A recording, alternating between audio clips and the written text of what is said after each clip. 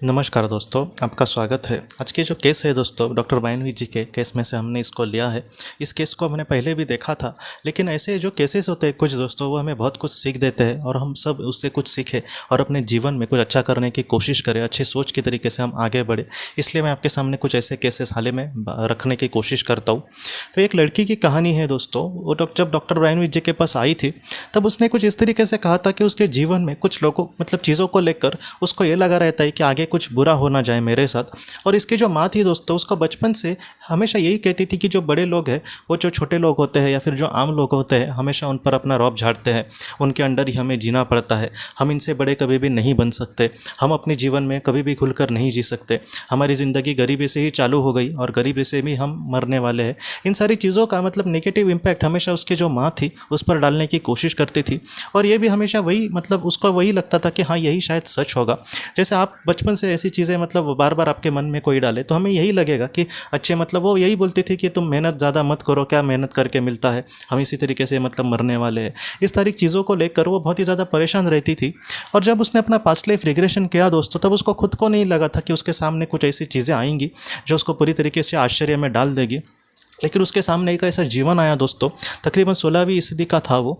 और उस जीवन में उसने ये देखा कि एक छोटे से गांव में वो लोग रहते थे और उस जीवन में ये अपने माता पिता के साथ रहती थी। और उस जीवन में भी अभी जो उसकी माँ है वही उसकी माँ थी उस जीवन में। और उस जीवन का जो उसका मतलब दौर था दोस्तों, वो जो उस लड़की का जीवन था वो बहुत ही ज़्यादा दुख से भरा हुआ था। और एक बहुत ही गरीब ऐसे परिवार में वो जन्म था उसका। और उनके पास मतलब 2 वक्त के खाने के लिए भी पैसे नहीं होते थे, 2 वक्त का खाना भी मिला तो मिला, नहीं तो ऐसे ही भूखे रहना।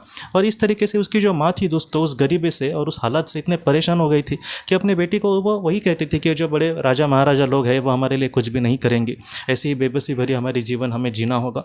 इस तरीके से वो जो जीवन था वो उसी तरीके से कहीं ना कहीं था उसका। इसलिए उसकी माँ भी उस जीवन से परेशान हो गई थी और इसी तरीके से उसकी वो ज़िंदगी भी ख़त्म हो गई थी। लेकिन इस जीवन में इतने बुरे दौर उनका नहीं था, यहाँ पर वो अच्छे से खा पी रहे थे और एक अच्छी ज़िंदगी थी उनकी। लेकिन फिर भी उस जीवन का जो इम्पैक्ट है वो इस जीवन पर भी उसका मतलब कहीं ना कहीं पड़ा था थोड़ा सा। और इसलिए उसकी जो माँ थी हमेशा नेगेटिव उसको कहने की कोशिश करती थी। और ये जो लड़की थी दोस्तों, पास्ट लाइफ रिग्रेशन में उसको सारे सवालों के जवाब मिले कि आखिर ऐसा जो डर है उसके मन में वो आखिर क्यों बना रहता है, क्योंकि एक जीवन में पूरी ज़िंदगी ऐसे ही बेचारी मतलब बुरे तरीके से उसने गुजारी थी। और इस जीवन में भी वही सोचती थी कि ऐसे जीवन में मतलब इस जीवन में वैसे उसकी ज़िंदगी ना कट जाए। और ये जो घबराहट थी वो पास्ट लाइफ रिग्रेशन से बाहर आने के बाद उसके मन से पूरी तरीके से चली गई। उसको ये पता चला कि हो सकता है कि हम ऐसे कुछ जन्म पृथ्वी पर ले, लेकिन हमारी जो आत्मा है वो इन सारी चीज़ों से पूरी तरीके से परे है। हमारी जो आत्मा है वो पूरी तरीके से आज़ाद है। इसलिए ऐसा कोई भी नहीं है, कोई भी ऐसा बड़ा कोई मतलब इंसान नहीं है जो हमारी आत्मा को ही गुलाम बना के रखे और हम बहुत ही अच्छे से खुशी से अपनी ज़िंदगी जी सकेंगे। इसलिए उसने अपने माँ को भी बाद में समझाया जाकर कि तुम हमेशा ऐसी नेगेटिव बात मत करो। हमारी जो आत्मा है वो कहीं ना कहीं अगर अच्छे कर्म करेगी तो वो एक सिंहासन पर, एक सोने के सिंहासन पर भी वो बैठ सकती है। इसलिए इन सारी चीज़ों का महत्व नहीं देना, बस अच्छे कर्म से हमें जीवन में आगे बढ़ना है। और ऐसी जो चीज़ें हैं जैसे दुख वगैरह आना, ये हर एक जीवन में मतलब हर एक इंसान के जीवन में कभी कभी ऐसे दुख आते रहते हैं, तो उसमें ही चिपक के हमें नहीं बैठना। जितना हो सके जो भी हमारे साथ बुरा भी होता है तो उसको पॉजिटिवली लेकर हमें अपने जीवन में आगे बढ़ना है। उसी दुख में अगर हम खोते गए या फिर नेगेटिवली विचार करते रहे तो हम जीवन में कभी भी आगे नहीं बढ़ सकते। तो इस तरीके से उस लड़की ने बहुत ही ज़्यादा उसको महत्वपूर्ण संदेश मिले और वो आज भी जितना हो सके पॉजिटिविटी देने की कोशिश करती है अपनी माँ को, अपने हमारे लोगों को। तो ये जो कहानी है कहीं ना कहीं हमें यही सिखाती है दोस्तों कि आज के जो हमारे विचार है वो भी हो सकता है, कभी कभी मैं भी कुछ लोगों को देखता हूँ कि जो हमेशा ही कुछ बुरा सोचेंगे, कुछ प्रयास भी करेंगे तो भी उनको ज़रा भी उसमें आशा नहीं होती कि मेरे साथ कुछ अच्छा होगा। हाँ, हो सकता है कि उनके साथ कुछ ऐसी चीज़ें हुई होंगी इस जीवन में या फिर किसी जीवन में, लेकिन उसी को लेकर हमें जीवन में नहीं आगे बढ़ना है।